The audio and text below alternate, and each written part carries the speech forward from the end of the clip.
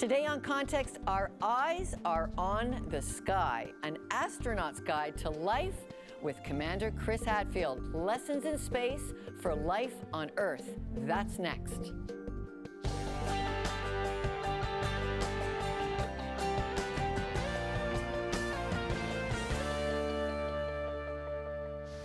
Among the billions of people inspired by Neil Armstrong's one small step in July 1969 was Canadian farm boy Chris Hadfield, who would grow up to become a fighter pilot, shuttle astronaut, the first Canadian to walk in space, the first Canadian to command the International Space Station, and a rock star. Today, Chris Hadfield and Lorna go way, way, way beyond the headlines for a well-traveled discussion on the heavens and the Earth. Is space travel worth the billions of dollars invested? And how does a God's eye view of the planet shape one's view of life, death, and forever? Chris Hadfield is known worldwide for his work in play and space, but it's also made him a teacher of how to live better here on Earth. And we'll get to that in a moment, but first, here's Sheldon Neal with some fast facts about Chris Hadfield's life on and off the planet. Thank you, Lorna. He's the only Canadian to command the International Space Station. While on the ISS, he conducted a record-setting number of scientific experiments, and he made the first music video in space. So cool. Over 1 million people followed his adventures in orbit, and along the way, he and the love of his life have raised 3 children. Many are wondering, what's next? It's a great pleasure to welcome Commander Chris Hadfield to Context. Welcome him, please. Wonderful to have you here. Thanks. Great. My pleasure. Wow.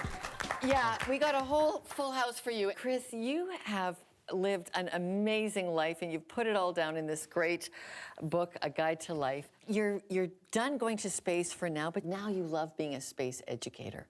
Yeah. Why?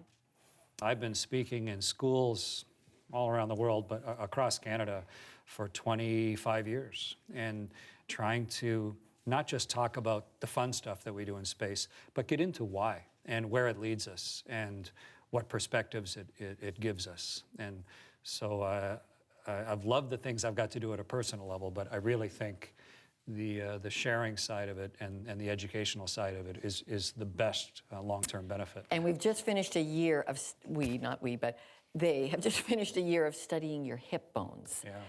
This is going to help us all with aging, I understand. What did we learn? It's really interesting, especially as the average age within the population gets older, as we found ways to keep people alive longer and longer. So our older population is a bigger percentage of everybody. It's really important to understand how the body ages.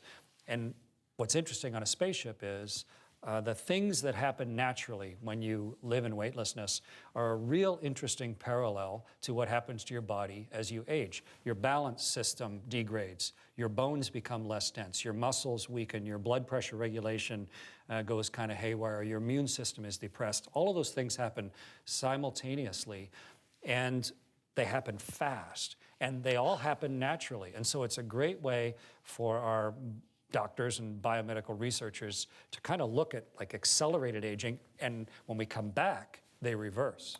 So to try and understand why my osteoporosis, my loss of bone density happened, and then how it reversed, if we can look at how the body controls all those things, then we can start applying it to the whole population at large. And the Canadian Space Agency and universities across the country, University of Waterloo, they're studying just those issues to try and understand it better. Why does it have to be tested in space so it can be invented here on Earth? Well, some of the things we take advantage of being there. For example, all of those medical changes that I talk about, they occur because of weightlessness. It's why you build a laboratory anywhere. You build a laboratory to change something under a controlled set of circumstances, you know, like you raise the temperature or the pressure or something, so then you can study it better. When we take a human body to space, it has rapid changes completely because of weightlessness, because of the removal of gravity. And those are what allow us to study aging. We have to have a little bit of fun here because there's a lot of curious questions, and we're going to hear from some of these great faces in a moment. But first of all, we want to know this. Are you a Star Trek or Star Wars kind of guy? These are quick answers. You don't have to really think lots of them. Star Wars or Star Trek guy? Star Trek. Best food to eat in space? Something sticky. Okay. Pluto, a planet or not? It's not. Okay. Is there a Tim Hortons I to feel drink? bad for Pluto, but it's, it's not. Okay. Is there Tim Hortons to drink on the International Space Station? Yes, and the Russians on board, they loved the Tim Hortons coffee we had on board, and they called everything else deputy coffee. Deputy coffee. I want Tim Hortons. Deputy. Хороший coffee. Everything else, deputy coffee. Deputy. Okay. So are you brewing it, or are you putting like No, Keurigs it in? has to be instant. It's just It's in instant. pouches. But yeah, all of our coffee is instant on board. But there's such thing as good instant and bad instant coffee. Yeah, and you guys know how to make it up there. Okay, over 24 million people have watched this video that we too have wrestled for a little bit of the rights to watch. Oh, cool. Take a look at this. Ground control to Major Tom. Commencing countdown, engines on. Okay, you know exactly how many seconds we can play. You, No, there's a countdown in the background of the song. okay.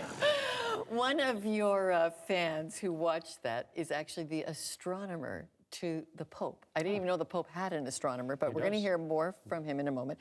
So Guy Consolamona has a question for you about that song. Listen here to the astronomer of the Pope. Did you actually find any difficulty playing a guitar in zero gravity? Okay, That was Chris. not the question I expected from the astronomer to the Pope. So playing guitar without gravity is both easier and harder. For folks that play guitar, the guitar's heavy, of course, and so you either sit and prop it on your knee, and that's why the guitar has the cutout at that part to fit around your knee, or if you're standing, of course, you wear a strap around your neck. Both of those things hold the guitar nice and stable, but it's kind of a pain, the weight of the guitar. But they make the guitar stable, so when you fret up and down the neck or you're working away here, the guitar doesn't need to be held anywhere. When you get to weightlessness, you don't have to deal with the weight of the guitar. It doesn't pull your neck down. But when you move your hand up the neck, the guitar just takes off the other way. And so I had to learn how to sort of, if you watch during Space Oddity there, I always have it sort of snugged under my right bicep to hold the guitar still while I'm playing it. Otherwise, imagine if you're playing guitar floating in a swimming pool. It's sort of like that sense of aimlessness, and you have to relearn how to play it. You've made a big deal about this in the book, that you've got to set goals. You've got to have a focus. How important has that been for you to set a dream? You started this when you were 9 years old, and we got some 9-year-olds in the audience. I was the age of a cub or a brownie when I decided to be an astronaut. I was inspired by other people, as most of us are. I was inspired by some adults that were some of the very first to go to space, and the two specifically that walked on the moon the summer that I turned 10. And they gave me an enormous gift, which was an invitation to do something that was previously impossible. It is a wonderful gift to learn as a 10-year-old kid that impossible things happen. And they don't happen necessarily randomly, and they don't happen because they have to. They happen because people work really, really hard and because they just barely can. But the impossible things happen. And life is about the choices you make every day. That is your life. And so that is the beauty of having a long-term goal, is it allows you to choose what you want to do every single day. But you have fierce short-term goals too. Your book, you outline really, you are all about a really focused determination to get to that long-term goal, right? Sure, but I think the important balance to that is at no point was I going to say to myself, I'm a failure if I don't get to do that impossible distant thing. That's the lure and the draw and the distant plan of my life, but I'm going to love the heck out of what I'm doing today. And by the end of today, I want to feel like I had a really successful and interesting day. And I met some people, and I got to think of some things and see some things that are new to me, and treat every single day like that. And maybe someday also command a spaceship. I think we've got some children's questions for you right now here. Were you ever a cub? I was a cub in Milton, Ontario, and my mom drove me there. I think it was every Tuesday night. We met at the Milton Fairgrounds, and I learned do your best, do our best, dib, dib, dib, dob, dob, dob, Kayla, we'll do our best. And I went to Cub camp, and I made a wolf's head once out of plaster, and then I painted it, and I had that in my bedroom for my whole life. I learned a lot. I got several badges also when I was a Cub. I think Cub's a great organization. Is there not like a 1 in 34 chance of catastrophic disaster on the ISS? On my first, actually the space station's pretty safe. Launch is dangerous. Riding a rocket ship. I've flown 3 different rocket ships, the space shuttle twice, the Soyuz once. We got better at flying the space shuttle over time. We learned a lot. But on my first flight, now that we look back, the odds of everybody dying in the first 9 minutes was about 1 in 35 or 1 in 40. So that's the number in the first 9 minutes. So your job is not to sit there and shiver like a chihuahua with your fingers crossed, if that doesn't mix my metaphors too badly. But your job is to survive. Your job is to make that machine do the things that optimize your chances to get there. And that's what we train so much and prepare so much for. So we're not afraid of it. We're eager to get it. It's like a test. You're terrified if you come into a test, you don't know what you're doing. But if you know every single question you can be asked and you've practiced the answers 1,000 times, the test isn't scary anymore. You're just kind of eager to get at it. Visualize and practice. And that is what really makes the difference. This is ground control to me. When we return, Chris Hadfield and parenting from space. Ground control to Major Dad. The papers want to know whose shirts you wear. But it's time to guide the capsule. Hey, the audience draw for a free book is enticing this week as we've got 2 great books to give away. The first, An Astronaut's Guide to Life on Earth by Chris Hadfield, offers amazing practical life lessons for everyone. And for the faith versus science debate, a riveting book by the Pope's astronomer, Guy Consolmano, Would You Baptize an Extraterrestrial? Both books are on draw for you at our website. Go to contactswithlorna.com to win a copy. Good luck. This segment is brought to you by Bruce Etherington and Associates, Family Harmony and Philanthropy, helping you help others.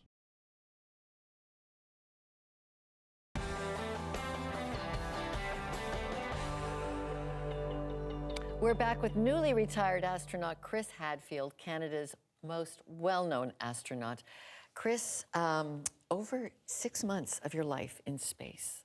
Is there a moment now after this year away that stands out for you most about being up there? During my second flight, we were building the International Space Station. And some of the things you can build by using the huge robot arms. But sometimes you have to do up bolts or put together electrical connections or fix something. You need a set of hands outside. And so we have to go outside sometimes on a spacewalk. And during my second space flight back a little over a decade ago, I went outside the spaceship. I trained for it just for that spacewalk for 4.5 years. But I was the first Canadian to walk in space, and our job was to build Canada's huge robot arm, Canadarm2, onto the outside. It was built all across Canada, loaded to a huge crate, bolted onto the crate, launched on the shuttle. We used Canadarm1 attached to the station, and then Scott Parzynski and I went outside and unbolted it, assembled it, put it all together, wired it up. It took 2 spacewalks, about 15 hours. And those 15 hours, which is 10 times around the world, were the most magnificent 15 hours of my entire life. Just an amazing, immensely personal way to see the whole world. You've been very transparent about your life, and you describe yourself in your book as a regimented and largely absent dad. Your kids adore you. Your wife of 33 years, right? Is it 33? Yes, we've been together 40 years, and we've been married for 33, I think, yeah.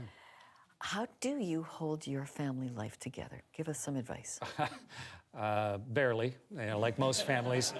And, families are a fractious, a multi-headed, constantly changing, unchosen organization of people who love each other.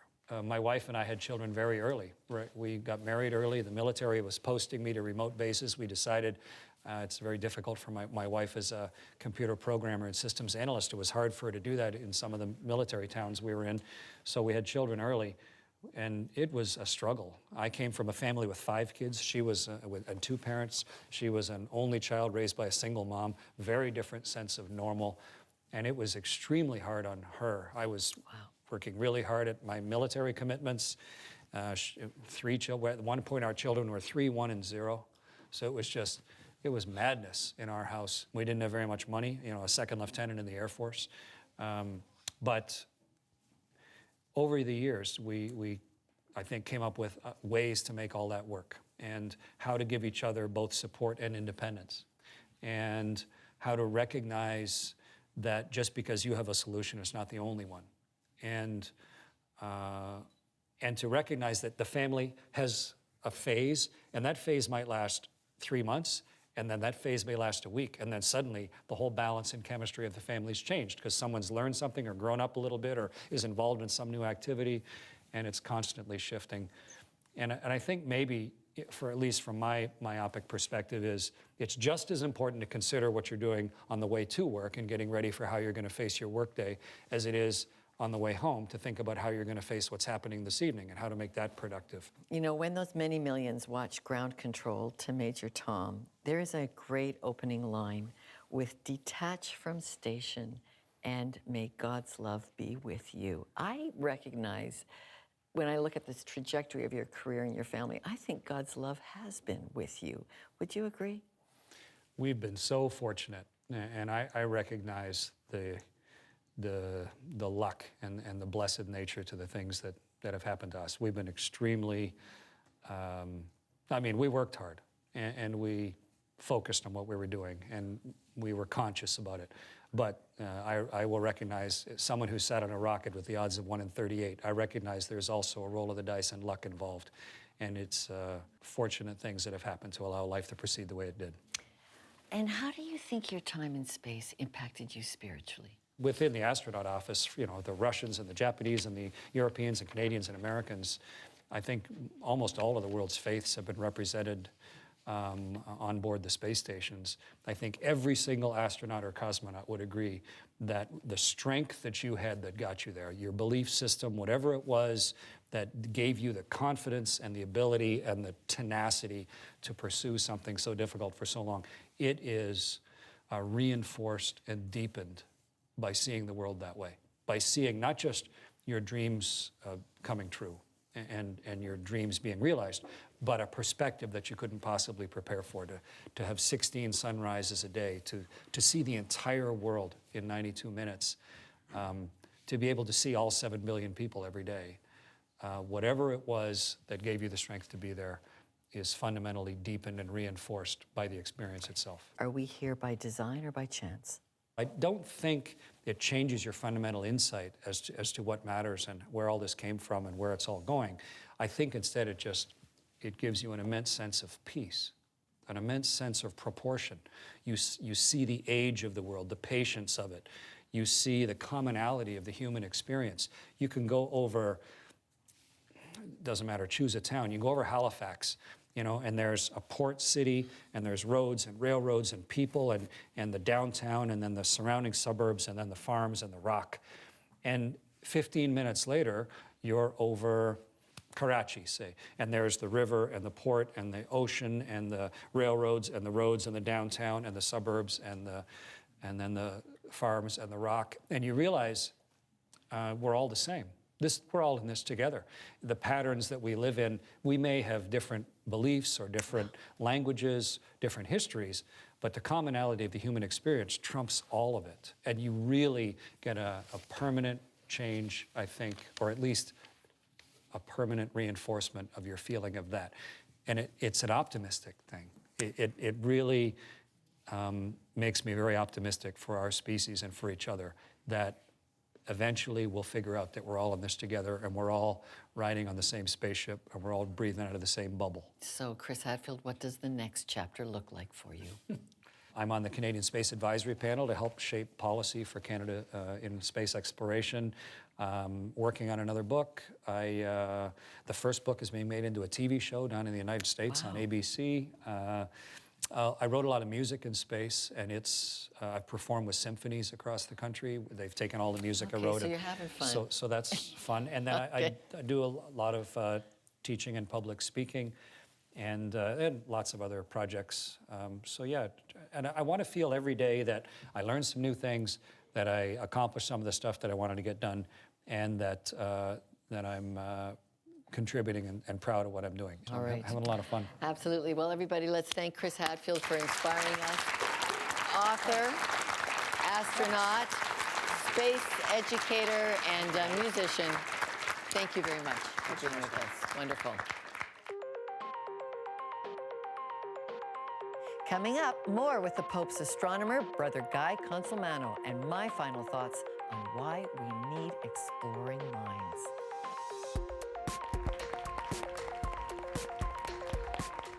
I'm Rose Meter. I'm a mom, a wife, and an ER doctor in rural Canada. This year, my husband Rob and I have decided to take our 4 kids on a trip around the world. We have no idea what lies ahead. I'll be updating our journey on the Context with Lorna Duick website with blog posts and videos about our triumphs and trials and adventures. Won't you join us? Here at Context, we love to hear from you, our viewers at home. Recently, David wrote, "Your show is ridiculous. Hopefully no tax dollars are funding this garbage." Well, David, you'll be happy to know that our show is entirely funded by our viewers. And we'd like to take this opportunity to say how much we appreciate your donations to help us share Christian stories. Thank you for helping us make television we can all be proud of. Well, everyone except for David. Coming soon on Context, I'll sit down with funny man Jim Gaffigan to talk about his new book, Food, A Love Story. Just what is it like to be a dad of 5 kids and how God and funny factors into his family. Earlier in the show, you saw him asking some questions to Chris Hadfield. Now it's our turn to ask him a few questions. Brother Guy Consolmano has recently written, Would You Baptize an Extraterrestrial? And he is the official astronomer to the Pope. He currently joins us from New York. Brother Guy, in many places, we seem to have lost the ability to allow science and religion to dialogue with each other. What's lost when we keep religion and science isolated in airtight containers? Well, you lose the idea of why we're doing what we're doing. I mean, let's make it clear. I cannot use religion to solve my scientific problems. I cannot use science to prove or disprove some religious tenet. That's not the way they work. But one can inform the other about why we're doing and what we're doing. As a scientist, I have an unlimited number of projects I could work on. Why do I choose to do this one and not that one? As a religious person, I have an unlimited number of ways that I can encounter the universe. Why not use reason and the gifts that God has given me of the ability to observe and the ability to make sense of what I see as a way of coming closer to God's creation? Do you think what we know about human evolution requires changing what we think about original sin and the fall that's in Christian theology? Well, there's a lot that we don't understand about original sin. Anyone who doubts original sin exists, all you have to do is read the daily newspaper. You've got evidence of it before you. But how that works theologically, I think that would be a challenge for theologians, whether or not we had evolution, whether or not we had, intelligent creatures elsewhere. Because it is a great mystery. It's the great mystery of why is there evil in the world? We don't know the answer, but we do know without free will, without the chance to do evil, then the good we do would be meaningless. How do you reconcile the Big Bang with the account in the book of Genesis in the Bible of how God created the world? Remember, Genesis is not a book about science. They didn't even have science books then. Genesis is a book about God. Chapter 1 takes the best science of their day, 3,000 years ago, where everybody thought the world was flat and there was a dome and water above and below. And it says, this world that all the scientists of Babylon have told us about, this world was made by God, it was made deliberately, and God was there even before the world. Chapter 2, a completely different creation story because it was written at a different time with different scientists, the best science of that day. But the same message. God was there, God was acting out of love, God was working in a deliberate way, and God, though he's involved in the universe, is not a creature inside the universe. These truths are what I believe, and these are what's really important. Okay, so nowadays we've got the Big Bang Theory, which incidentally was devised by a Catholic priest who also had a degree from MIT. And that's the best way we have to explain how the universe developed now. But it's still the same God doing it. My faith tells me God made the universe. My science tells me how he did it. You live in the world of science, explaining how the world works. Many watching us don't believe in God like you do, and they might ask, why do you need to add God to that world? Even the scientists who think they don't believe in God believe in some sort of God. If truth is more important than anything else, I believe in the God of truth. I won't fake my data to get my picture on TV. You need God if you're going to believe that the universe is real and that it can be studied. It's my faith in the God I believe in, the Christian God, very different from the pagan gods. I believe in a God who allows the universe to develop, who doesn't act like the God of lightning or the God of thunder, but says, no, there are regular laws that you can understand. And I need a belief in God who says this universe is so good that it's worth me spending my time trying to figure out how it works. Because understanding how God created helps me become more intimate with God and becomes an act of worship. Brother Guy Consolmano joined us from New York. He's an astronomer in Vatican City and author of Would You Baptize an Extraterrestrial?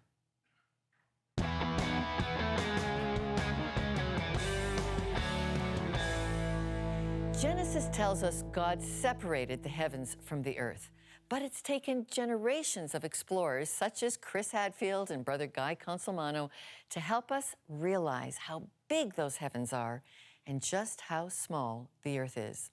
There's a healthy humility to knowing what a small dot we are in the infinite tapestry of space. And there's joy in realizing its creator knows each of us by name, loves us, and longs to have us draw near to Jesus. We all owe Chris Hadfield and his thousands of colleagues in the space program a thank you for causing us to, just for a minute, gaze toward the heavens and wonder. For all of us, I'm Lorna Dueck. Thanks for watching. Join us next week as we explore life beyond the headlines.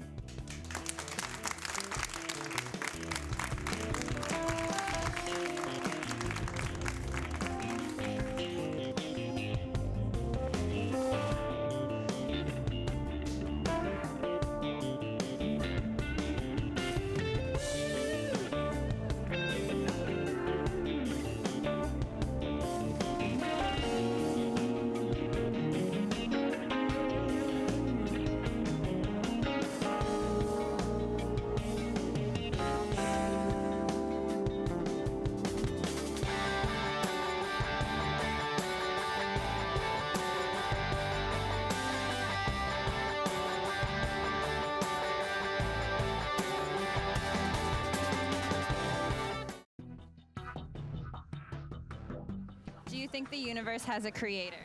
Yes, And why do you think that?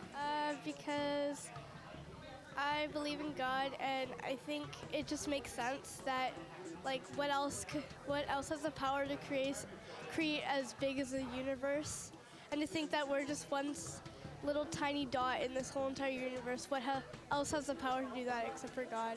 I just think that the Earth is so complex that that's just not coincidence. For everything to work, for everything to exist the way it does, to me, it all speaks of design, a design that is from a creator. So that's what I see. The very fact that each one of us has a soul and has an inner desire to know something greater than themselves points to the fact that there's someone greater than ourselves, that being our creator. I see him by the stars.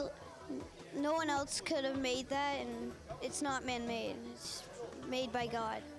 It's not too late to send us your comments, voicemail, email, Facebook, or Twitter. The conversation continues.